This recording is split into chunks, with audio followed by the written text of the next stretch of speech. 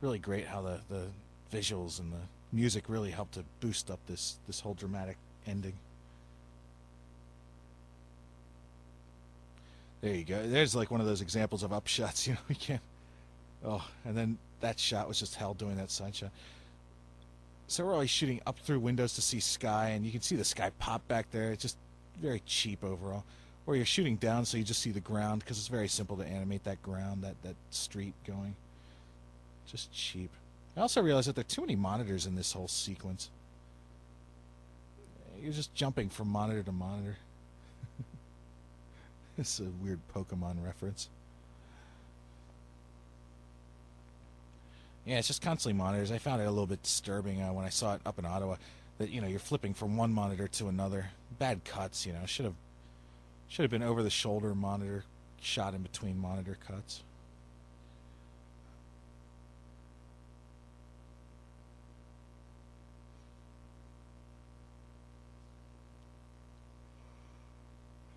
Really nice 3D though. That shadow underneath the light post was all done in 3D as well.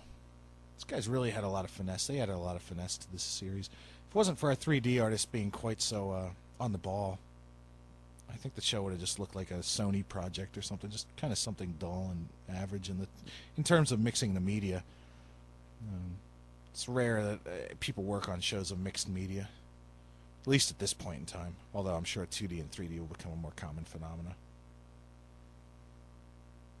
This is a really cute little sequence. I always thought this is a great way to end.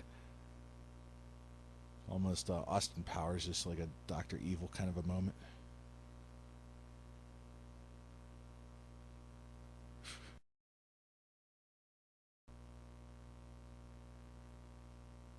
Hamstergeddon.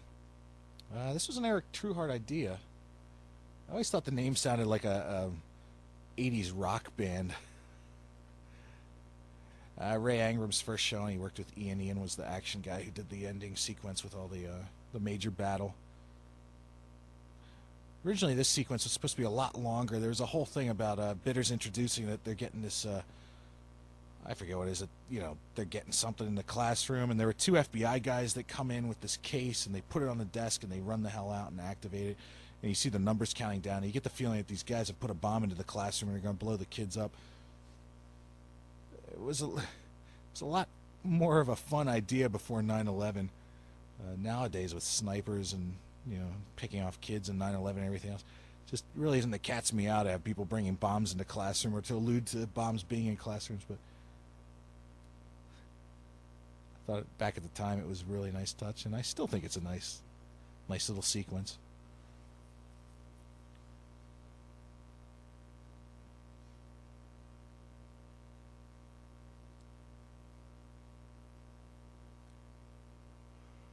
This whole episode is pretty much a takeoff on old Japanese rubber suit monster films. Those giant monsters that rampage through Tokyo. This sequence.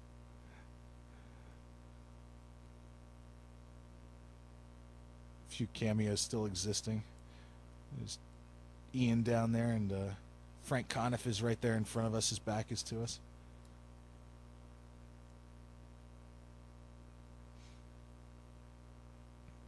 There's Danielle over there on the right, our script coordinator.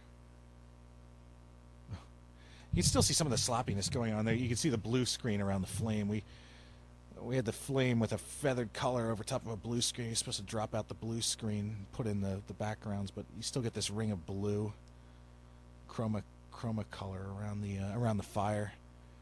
Sort of sad. The colors are very nice in this episode, though. That flashback or that flash forward or whatever you want to call it, sideways to Zim conquering the Earth, really nicely colored.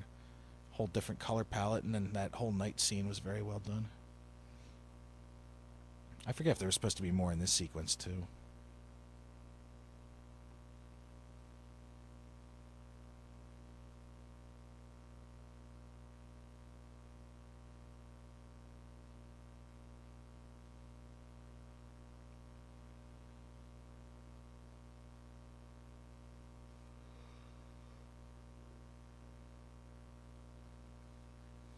It's kind of funny how some of the simplest things in the show became some of the most difficult. That down shot of the cage with the bottom eaten out, became a very, very difficult background to get colored and drawn properly. I remember having to actually draw a pretty accurate detail of that background for those guys in order to get it done right. I don't know why they couldn't get the idea from a rough sketch, you know. We had tried again and again to get them to draw it. And then it was hard for the colorists, too, I think. They somehow didn't get the idea. It was the cage eaten away, and then the desk below it, and then the lower part of the desk is where you keep all your papers and your pencils.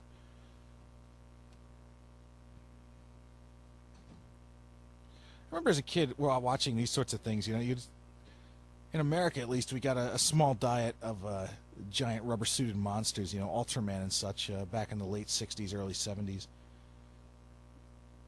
And actually all the way through the 70s. It was really fun watching those movies and those shows.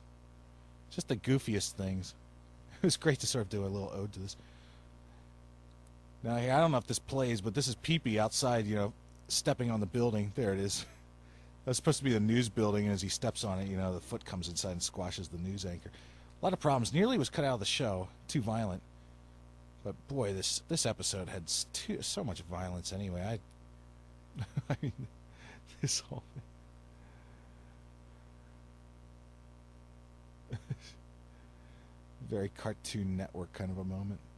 And then that horrible death. This where this electronic leg comes out of, I have no idea.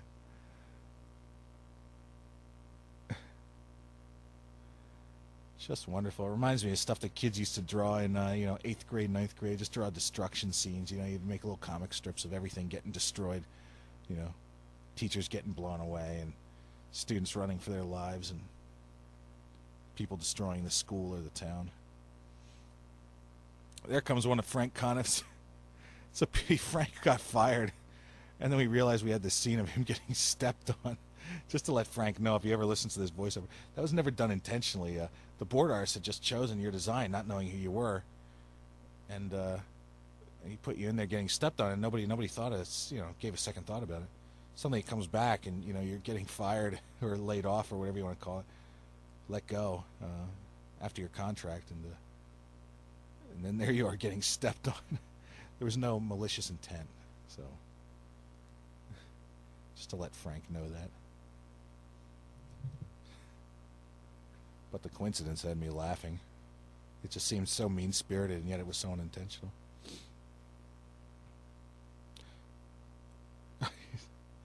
It's funny, these poses, these were Ray Angram drew these poses of Zim and Gur on this couch. And it was kind of ridiculous because the crew at Zim had these big couches like this, and we used to sit on the couches like that. I remember particularly sitting on the couch like that. You'd have your head and maybe your shoulders back on the back part, and they were so wide that you would have the rest of your body stretched out across the base of the couch, the seat of the couch. That food that Zim's eating is those dipsticks with the powder on them that you'd get out of, like, you can buy them at stores, you know, or 7-Elevens and such. But, you know, I remember as a kid buying them from ice cream vendors, and Jonan wanted that to be the basic Irken food, was those dipsticks with the powder. You know, you lick the stick and, like, you know, dip it in this powder and lick it off. Now, while this was a 2D, 3D combo, this episode with the 3D Voot Cruiser, it really wasn't that difficult of a job. It wasn't very expensive.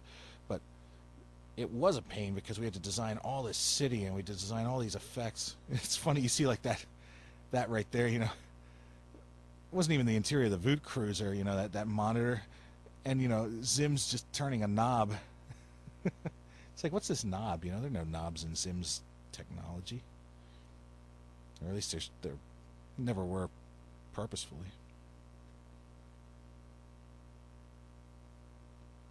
Ian Graham's big action sequence. A little bit wimpy. Some of the timing of the impacts could have been a little bit sharper, but those scenes would have gone by too quick. Oof, and the whole horrible matching up these two sequences. It was just too quick. Didn't get enough of good establishing of, you know, Zim's cruiser wrecked in the ground.